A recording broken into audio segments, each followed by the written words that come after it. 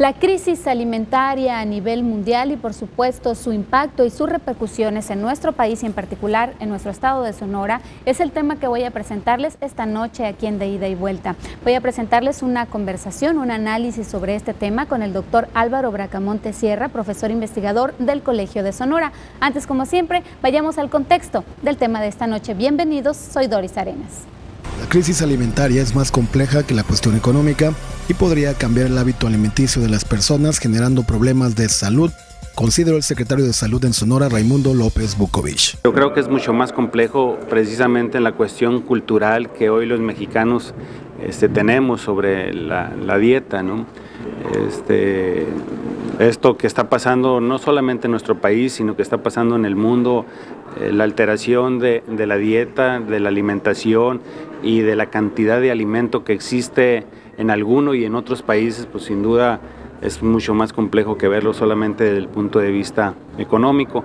Y como lo hemos visto, bueno, pues la dieta precisamente del mexicano se ha modificado y tan se ha modificado que hoy tenemos este gravísimo problema que es la obesidad, la epidemia que estamos viviendo sobre la situación del peso en los mexicanos, pues sin duda requiere más que solamente una reflexión en la cuestión de tipo económico, ¿no?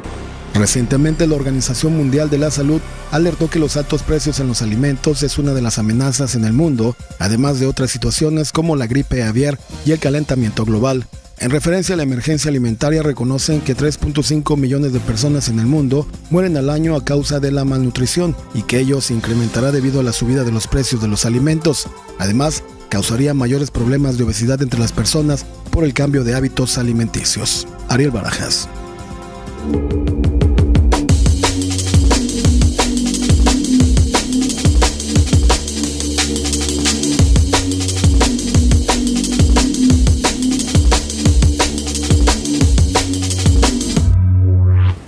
Me da mucho gusto saludarlos como cada semana. Gracias por acompañarnos aquí en De Ida y Vuelta. Y también me da mucho gusto darle la bienvenida una vez más a este espacio al profesor investigador del Colegio de Sonora y buen amigo también de este programa, al doctor Álvaro Bracamonte Sierra. Álvaro, muy buenas noches. Bienvenido. Gracias por estar con nosotros. Buenas noches, Doris, y gracias por la invitación. Al contrario, Álvaro. Bueno, un tema de alto impacto a nivel mundial y por supuesto para los mexicanos, pero un tema que no es nuevo, Álvaro. Ya muchos especialistas advertían desde años atrás que se preveía un escenario como el que estamos viviendo en este momento, una crisis en la alimentación a nivel mundial.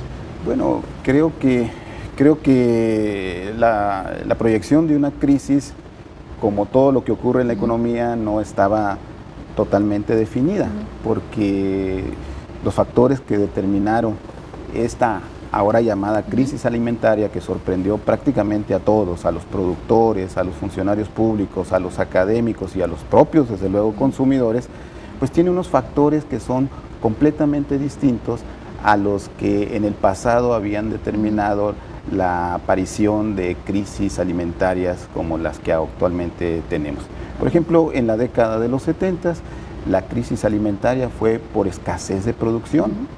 Y la crisis que actualmente tenemos no es por escasez de producción, es por un incremento súbito, inesperado de los precios internacionales de los principales productos que conforman la canasta básica de los consumidores, ¿no? Entonces son completamente distintos, los factores son, las causales son diferentes. Me parece que eso no lo previeron los especialistas que, como dices bien, apuntaban a la presencia, no se sabía cuándo, de una turbulencia como la que actualmente tenemos, ¿no? Entonces me parece que eso es lo nuevo, y claro está, se han acentuado los reflejos de esta crisis derivado de muchos factores que no estaban presentes, como por ejemplo, claro está, el que muchos de los alimentos, muchos de los granos que antes estaban dedicados a la alimentación, ahora se dedican a otras actividades, como por ejemplo la producción de energéticos, el bioetanol, como es el caso del maíz, la caña, que es el que se utiliza para producir alcohol en Brasil, y así algunos otros alimentos, algunos otros granos que están sirviendo precisamente para la producción de energéticos en el contexto, desde luego, de la crisis del petróleo que actualmente también registramos. No podemos entender entonces esa crisis alimentaria tal como se conoce ahora sin poner allí como un factor determinante la crisis de los precios internacionales del hidrocarburo. Esto, desde luego, ha determinado que lo que en el pasado no era factible como producción de energéticos a través de maíz o caña de azúcar, ahora lo sea precisamente para compensar los altos precios del petróleo y la escasez de este hidrocarburo en el mercado internacional. Muy bien, traigo yo unos datos aquí, unas estadísticas de la Organización de las Naciones Unidas para la Agricultura y la Alimentación, la FAO, Álvaro, que efectivamente apoyan lo que comentabas hace un momento. El precio de los alimentos se ha encarecido 45% en los últimos 9 meses y en diciembre pasado, en diciembre del 2007, se registró el alza de precios mensual más alta en casi 20 años. Repito, estas estadísticas de acuerdo a la FAO. Y hay 3 rubros, según estas estadísticas, que reflejan claramente el encarecimiento en el 2007, que son los cereales, que se incrementaron en un 41%, los aceites vegetales en un 60% y los productos lácteos en un 83%. Sí. Me parece que eso pinta desde luego la gravedad de la crisis alimentaria que bien hemos aquí planteado. Claro está que hay maneras de abordarlo y creo yo que si nosotros registramos, por ejemplo, las grandes tendencias del consumo mundial, de la demanda mundial de estos alimentos y la oferta mundial de estos alimentos, para sorpresa de nosotros, vamos a encontrar que la oferta y la demanda no registran una brecha importante que determine precisamente esa diferencia de precios tan súbita, tan repentina que ocurrió. Entonces, ¿por qué explicar un incremento de los precios tan acentuado como los que tú apuntaste si no existe una suboferta y tampoco existe un incremento en la demanda mayor a la que se había proyectado? Si esto es así, entonces el mercado de oferta y demanda de granos y alimentos no es el que está en crisis, son los otros factores los que explican precisamente esta distorsión en los precios de estos alimentos. Y algunos especialistas han situado la explicación de ello en una especulación tremenda de los granos, de los principales transnacionales de granos, pues han implicado una compra anticipada de estos productos especulativamente y han hecho que la escasez de esos productos se dé de manera artificial, elevando por supuesto los precios. Es decir, me parece que uno de los grandes factores que está determinando esta volatilidad de los precios es la especulación. Si lo asociamos esto a la crisis inmobiliaria que está viviendo Estados Unidos, sí, cuyo monto de pérdidas se estima en 400,000 millones de dólares, ¿en dónde fueron a parar estos recursos? Entonces pasaron de la industria de la construcción, de la industria inmobiliaria de Estados Unidos hacia otras actividades que les podría garantizar mayores dividendos. Claro. ¿En dónde? En los commodities, en los bienes comercializables que son recursos naturales, el petróleo y los alimentos. Entonces todos esos recursos que ya no están en la industria inmobiliaria norteamericana pasaron por supuesto hacia el petróleo. Por eso estamos viendo esos incrementos tan insólitos incrementos nunca antes registrados. Nunca antes vistos, están más altos que en la década de los 70, en la década de los 80, a precios reales. Y tampoco los precios de los granos están tan altos como históricamente no ha aparecido. Entonces la explicación tiene que ver con eso. Los grandes especuladores internacionales están canalizando sus recursos hacia la adquisición de estos commodities, el petróleo y los granos, y entonces están especulando con ellos. Y bueno, ¿cuándo va a ocurrir esto? ¿Cuándo va a terminar esto? Pues las perspectivas son difíciles de apuntar, Pero me parece que, como lo dicen las grandes instituciones internacionales como la FAO, la crisis de los granos, en particular de estos, pues los precios altos durarán por lo menos unos 8 o 10 años, precisamente porque estaban los precios muy abatidos. Los precios relativos se alinearon, están respondiendo a lo que verdaderamente el mercado está indicando, y esto durará desde luego 8, 10 años, de acuerdo a las agencias internacionales dedicadas al análisis de la alimentación en el mundo, que es la FAO precisamente. Imagínese usted una crisis con estos precios de 8 a 10 años. Seguramente usted, como nosotros, ya lo está resintiendo en su bolsillo al ir al supermercado, al ver que han aumentado el precio del arroz, del maíz, de los cereales en general. En fin, eso vamos a ver en el siguiente bloque. Vamos a ver el impacto de la crisis alimentaria en nuestro país. Si México está blindado para una crisis alimentaria global como la que estamos viviendo, y bueno, claro, también en Sonora cómo nos afecta. Nos vamos a ir a la primera pausa comercial. Quédese con nosotros, regresamos en un momento.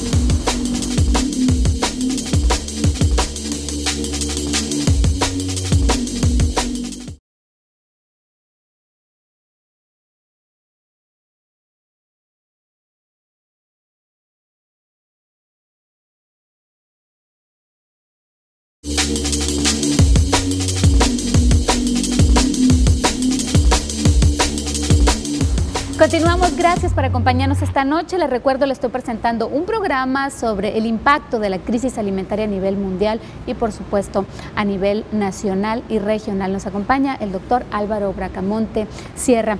Álvaro, ¿cuáles son las regiones que se ven más afectadas por esta crisis alimentaria? Bueno, claro está que hay perdedores y ganadores, sí, ¿no? Los grandes perdedores, por supuesto, son los grandes productores de granos.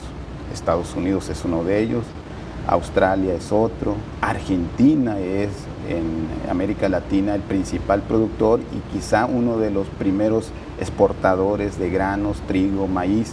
Entonces yo creo que ellos están siendo verdaderamente beneficiados de este cambio en el mercado internacional de granos, tan así que la presidenta Cristina Fernández tiene problemas con los productores rurales, precisamente porque ella quiso aplicarles un impuesto a la exportación por las enormes ganancias, las ganancias extraordinarias que están teniendo los productores de granos de ese país, y ellos desde luego se opusieron y pararon las principales vías de comunicación de ese país. Entonces, los grandes beneficiarios son los productores, los países productores de granos, que son exportadores a su vez, y los perdedores casi son todos los países pobres, que no son autosuficientes en la producción de alimentos, y en ellos están casi todos los países de América Latina, todos los países de África, claro. Y en particular nuestro país, Álvaro, México no es autosuficiente en muchos rubros, no, y tiene, por ejemplo, que importar el 25% del consumo total de arroz y de maíz blanco, entre otros productos más. Sin duda. México tiene una canasta básica para los consumidores más modestos, en donde esta canasta está integrada esencialmente de maíz. Los más pudientes consumen arroz, en fin, pero el maíz es el producto por definición de los mexicanos. Y siendo el maíz un cultivo nativo de esta tierra, pues de repente estamos importando grandes cantidades de ese grano.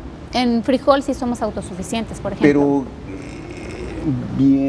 bien ajustado, ¿no? Entonces, muy poco. Hay momentos, la historia registra momentos, años, ciclos en los que algún problema climático hizo que la cosecha se cancelara y entonces tendríamos que importar ese frijol. Pero bueno, en el caso del maíz, somos grandes importadores de este grano, y esto ocurre precisamente en el marco, me parece, de las políticas de reestructuración de la economía nacional que aludían, en el caso del campo, a una transformación del patrón de cultivos para que los granos básicos dejaran de producirse precisamente porque no somos competitivos en la producción de estos productos y en cambio nos transformáramos en productores de frutales, de hortalizas, donde sí éramos competitivos. Esto era lo que nos decía el nuevo proceso de reestructuración de la economía agrícola y desde luego acentuado, afianzado por el Tratado de Libre Comercio. Bueno, el tiempo me parece que nos ha dado lecciones importantes. Creo yo que un país que no tiene la suficiente capacidad para garantizar los alimentos que la población consume es un país que está a la deriva, y me parece que ese es el caso de la economía mexicana. No es capaz nuestro campo de producir con suficiencia los granos, los alimentos que estamos consumiendo, y estamos dependiendo, por supuesto, de las importaciones del resto del mundo. ¿Y qué es lo que ocurre en estos casos? Por ejemplo, Doris, en este trimestre, en el primer trimestre de este año, importamos millones y millones de toneladas de maíz y trigo, fundamentalmente maíz y arroz, por un monto cercano a los 10,000 millones de dólares en el primer trimestre. Eso es una parte muy importante de los ingresos extraordinarios que hemos recibido por la venta de petróleo. Prácticamente todos esos ingresos extraordinarios se han ido por el caño para la adquisición de estos granos que requerimos. Y por eso los estados de la República, las entidades, los gobiernos, se andan quejando de dónde están los ingresos extraordinarios, pues porque no existen, ya los gastamos en la adquisición de los granos. Me parece que eso es una tragedia nacional, y que pudiéramos replantear la política agrícola de este país para recuperar en el mediano y largo plazo un objetivo fundamental de la política agrícola y de la economía nacional, la autosuficiencia alimentaria, que estaba planteada en los años 80, a principios de los años 80, a finales de los años 70, con un programa muy ambicioso que fue financiado precisamente con los ingresos petroleros de aquel entonces, el sistema alimentario mexicano. Concluyó ese sistema en 1982, cuando el crack del mercado petrolero se dio. Entonces el país ya no tenía los ingresos suficientes para financiar ese programa alimentario que permitía garantizar los alimentos que el país consumía. Bueno, si ahora estamos recibiendo cantidades extraordinarias de ingresos por vía de la venta del petróleo, ¿para qué adquirir esos granos en el mercado internacional si podemos financiar a los productores pequeños, medianos, del sector social, productores privados, para que vuelvan a recuperar el trigo y el maíz como uno de los principales cultivos de su abanico de cultivos que ellos siembran? Que siembren también hortalizas, pero que también siembren trigo y maíz, porque ahora, desde luego, está convertido en un producto altamente rentable, lo cual no ocurría hasta hace unos años. Bueno, varias lecturas. Tiempo de crisis, tiempo de oportunidades, lo comentas muy bien. Se puede hacer un replanteamiento de la política en materia alimentaria, en materia de agricultura en nuestro país. Número 2, definitivamente nuestro país no está blindado ante una crisis como la que estamos viviendo en este momento. Y me gustaría también, Álvaro, que después del corte comercial habláramos sobre ese programa que recientemente puso en marcha el presidente Calderón para combatir la pobreza en nuestro país, y algunos datos interesantes también que arroja la más reciente encuesta de Parametría en relación precisamente al impacto de la crisis alimentaria en nuestro país. ¿Qué tanto conocen los mexicanos sobre este tema? ¿Qué tanto les está impactando? Y bueno, ¿qué les ha parecido precisamente este programa social que ha lanzado el presidente Felipe Calderón? Si te parece, hacemos una pausa. Estamos de regreso en un momento.